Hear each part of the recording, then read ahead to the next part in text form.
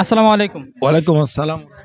জনাব নুরুল ইসলাম, আপনার সংসদীয় আসন রাজবাড়ী ১, গলন্দ এবং রাজবাড়ী সদর অতীতে যেরকম ছিল এবং বর্তমানে যেরকম আছে, সকলে যদি আপনাকে সমর্থন করে এমপি মনোনীত করে বা এমপি হন আপনি তাদের ভোটে, সেক্ষেত্রে রাজবাড়ী ১কে আপনি কীরকম দেখতে চান? আমরা রাজবাড়ী এক আসন এলাকার রাজবাড়ী সদর এবং গলন্দ এলাকার জনসাধারণের সমর্থন নিয়ে আমরা নির্বাচিত হলে আমরা এই এলাকার যে বিশেষ প্রয়োজনীয় সেটা হলো আমরা এখানে একটি পূর্ণাঙ্গ বিশ্ববিদ্যালয়, একটি মেডিকেল কলেজ, কারিগরি কলেজ সহ আমাদের যে মাদ্রাসা শিক্ষা প্রতিষ্ঠান কম এবং আলিয়া এগুলো ব্যাপক পরিমাণে আমরা গড়ে তোলার চেষ্টা করব। এই সাথে আমরা রাজবাড়ী সদর হাসপাতাল এবং গলন্দ হাসপাতাল, দুইটি হাসপাতালকে আমরা সেখানে বিশেষজ্ঞ চিকিৎসক আনা এবং পর্যাপ্ত পরীক্ষা নিরীক্ষার ব্যবস্থা করা এবং পর্যাপ্ত ওষুধের ব্যবস্থা করা সহ আমরা চেষ্টা করব এই আধুনিক মান উন্নীতকরণের জন্য।